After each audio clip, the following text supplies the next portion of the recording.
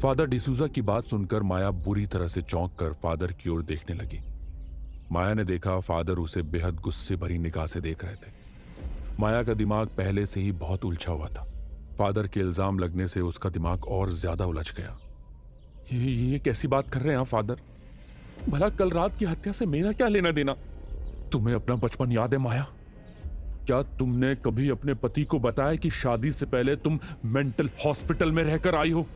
Father की बात सुनकर माया की आंखें हैरत से फटी की फटी रह गई। वो हैरत से आंखें फाड़ फाड़ कर फादर की ओर देखने लगी। उसे समझ नहीं आ रहा था कि फादर को उसके अतीत के बारे में कैसे पता। माया ने आज तक इस बात का जिक्र अपने पति से नहीं किया था, यही कि शादी से पहले वो बहुत साल मेंटल हॉस्पिटल में रहकर आई थी।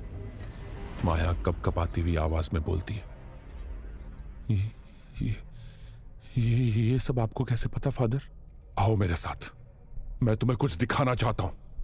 इतना बोलकर फादर चर्च से बाहर निकल गए। माया भी उनके साथ साथ चर्च से बाहर चली जाती है। फादर माया की कार के अंदर जाकर बैठ गए और माया ने ड्राइविंग सीट संभाल ली।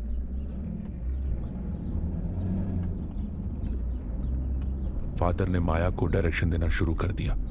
करीब 1 घंटे बाद फादर ने माया को कार रोकने के लिए कहा। माया ने अपनी कार रोक दी।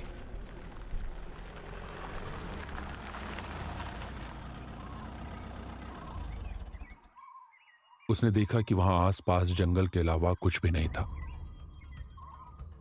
माया फादर को सवालिया नजरों से देखने लगी। फादर ने आंखों ही आंखों में माया को गाड़ी से उतरने का इशारा किया। माया चुपचाप गाड़ी से उतर जाती है। फादर ने माया को अपने पीछे पीछे आने का इशारा किया। फादर घनी झाड़ियों से होते हुए जंगल की ओर जाने लगे। माया चुपचाप उनके पीछे पीछे चल रही थी। कुछ देर बाद झाड़ियां खत्म हो जाती हैं। माया और फादर एक वीरान मकान के सामने खड़े थे, जहां आसपास सन्नाटे के अलावा कुछ भी नहीं था। रात हुई, बर्फबारी के निशान उस मकान के बाहर दिखाई दे रहे थे। उस मकान के ऊपर बर्फ की मोटी मोटी परत जमी हुई थी।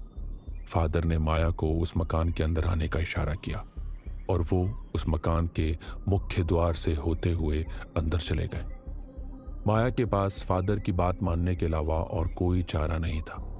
माया भी चुपचाप मुख्य द्वार से होती हुई फादर के पीछे पीछे मकान के अंदर चली जाती है। माया ने देखा अंदर से उस मकान की दीवारें काली थी।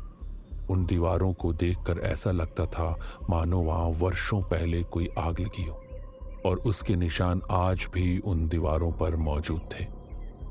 फादर माया को एक कमरे की ओर ले जाते हैं जिसका दरवाजा टूटा हुआ था। वो एक बहुत बड़ा हॉल नुमा कमरा था।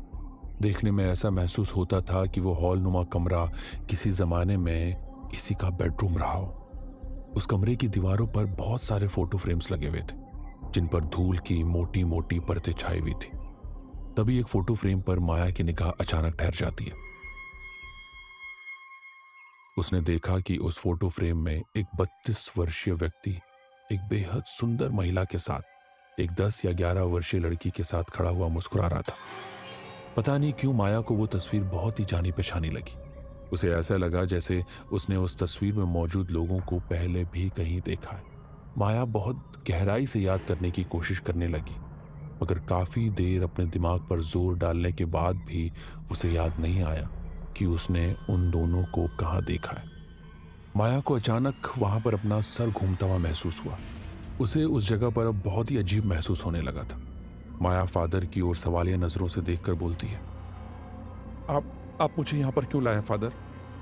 मुझे यहां पर अजीब सा लग रहा है और चक्कर भी आ रहे हैं। फादर भी उस तस्वीर को देखने लगे जिस तस्वीर को माया देख रही थी। फादर उस तस्वीर की ओर देखते हुए माया से बोले, क्या तुम इस तस्वीर को पहचानती हो? नहीं फादर, मैं तो नहीं पहचानती, मगर मुझे ऐसा महसूस हो रहा है कि जैसे मैंने इन्हें पहले कहीं देखा है। फादर ने माया की बात का कोई जवाब नहीं दिया। वो उस कमरे में बनी हुई एक बड़ी सी लकड़ी की अलमारी की ओर चले गए जिसका दरवाजा हल्का सा खुला हुआ था। फादर उस अलमारी को खोलकर उसमें कुछ तलाशने लगे। फादर कुछ समय तक उस अलमारी में कुछ तलाशते रहे। कुछ देर बाद माया ने देखा फादर के हाथों में एक बहुत पुराना और मोटा एल्बम था। फादर ने माया को एक चेयर पर बैठने का इशारा किया। माया ने देखा उस चेयर पर बहुत ज्यादा धूल जमी थी। माया ने बगल में रखे हुए गंदे कपड़े से उस चेयर को साफ किया और बैठ गई। फादर भी एक दूसरी चेयर को साफ करके माया के जस्ट बगल में बैठ गया और उन्होंने एल्बम खोलना शुरू किया। कुछ देर तक फादर एल्बम के फोटो पलटते रहे। तभी एक फोटो पर फादर की नजर ठहर गई। माया ने देखा कि वो किसी यंग फादर की तस्वीर थी, जिसके बगल में फादर डिसूजा खड़े हुए थे और फादर डिसूजा भी उस फोटो में काफी यंग नजर आ रहे थे। फादर ने उस फोटो को माया को दिखाते हुए बोला, इस फोटो में जो दूसरा व्यक्ति है, क्या इसे पहचानती हो तुम? माया ने नाम में सर हिला दिया। ये मेरा बड़ा भाई था, जो मुझसे उम्र में 2 साल बड़ा था। हम दोनों भाइयों ने फादर बनने का मिलकर फैसला लिया था। जिस वक्त मेरे बड़े भाई को चर्च में फादर की उपाधि मिली, उस वक्त मैं ट्रेनिंग ले रहा था। फादर बनने के 1 हफ्ते बाद ही मेरे भाई की हत्या हो गई थी, ठीक उसी तरह जिस तरह कल रात फादर विलियम की हुई। मेरे भाई की लाश भी क्रॉस में उल्टी लटकी हुई मिली थी। मैं उस खौफनाक मंजर को आज तक नहीं भूला और उस हत्या के बाद मनाली में हत्याओं का सिलसिला शुरू हो गया था। फादर की बातों से माया को अचानक झुंझलाहट सी महसूस होने लगी। उसे पता नहीं क्यों फादर के ऊपर अब गुस्सा आने लगा। वो झल्लाते हुए फादर की ओर देखकर बोली, फादर मेरी समझ में नहीं आ रहा, ये सारी बातें आप मुझे क्यों बता रहे हैं? भला इससे मेरा क्या लेना देना? पहले मेरी पूरी बात सुनो माया। उन हत्याओं का सिलसिला तुम्हारे यहां से जाने के बाद खत्म हुआ था। ये कैसी बातें कर रहे हैं आप? मैं मनाली पहली बार आई हूं फादर। नहीं, तुम मनाली में पहली बार नहीं आई हो, बल्कि तुम मनाली में ही पैदा हुई हो। तुमने अपनी जिंदगी के कुछ साल कहीं और नहीं माया, बल्कि इसी घर में बिताए थे जिस घर में तुम इस वक्त खड़ी हो। ये सब बकवास है फादर, ये सब झूठ है।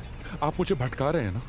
सच तो यह है कि जब मैं पहली बार चर्च आई थी, मैंने आपको बताया था कि मैं रिचर्ड विला में रहती हूँ, तो आपको ये बात पसंद नहीं आई। आप शुरू से ही मुझे इग्नोर करते हुए आए हैं। मुझे अफसोस हो रहा है फादर कि मैं अपनी तकलीफ लेकर आपके पास आई। मैंने सोचा कि आप ईश्वर के भक्त हैं, मेरी मदद करेंगे, लेकिन आप तो मुझे ही दोषी ठहरा रहे। अगर आपको मेरी मदद नहीं करनी तो मत कीजिए, लेकिन इतना बड़ा ड्रामा करने की क्या जरूरत है?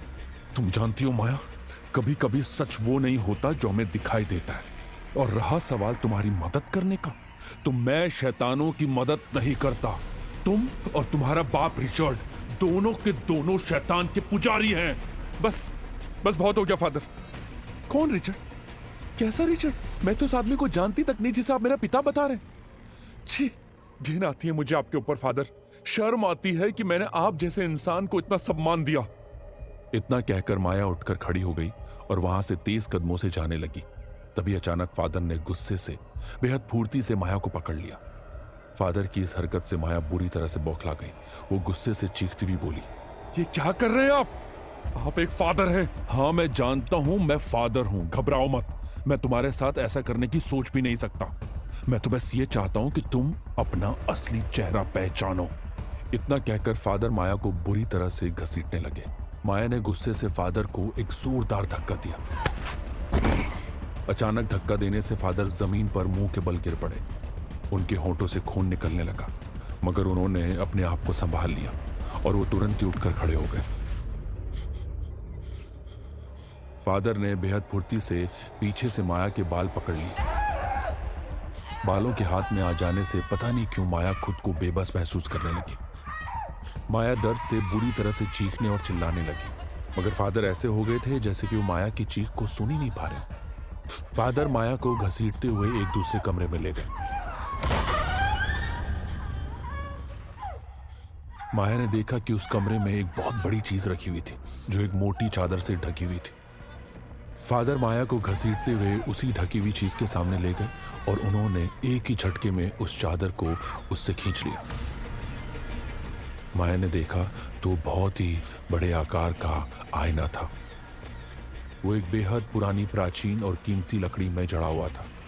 फादर ने माया को उसी आईने के सामने धक्का दे दिया। जैसे ही माया ने अपना चेहरा उस आईने में देखा, उसके हलक से एक जोरदार चीख निकल गई। माया ने देखा कि उस आईने में उसका खुद का अक्स नहीं था, बल्कि एक खौफनाक, खतरनाक, डरावनी दिखने वाली किसी चुड़ैल का चेहरा था। माया की आंखें दहशत से फटी की फटी रह गई। वो खौफ भरी आंखों से उस आईने में उस डरावने चेहरे को देखने लगी। अचानक माया चीखते हुए फादर से बोली, नहीं, ये मैं नहीं हूँ। तुमने जरूर कोई जादू किया है ना? चिल्लाओ मत, यही तुम्हारा असली चेहरा है। नहीं, मैं अपना चेहरा आईने में रोज देखती हूँ। उसमें तो मैं ऐसे नहीं दिखती। ये झूठ है। ऐसा तुम्हें लगता है माया, सच तो ये है कि तुम आईना देखती ही नहीं हो।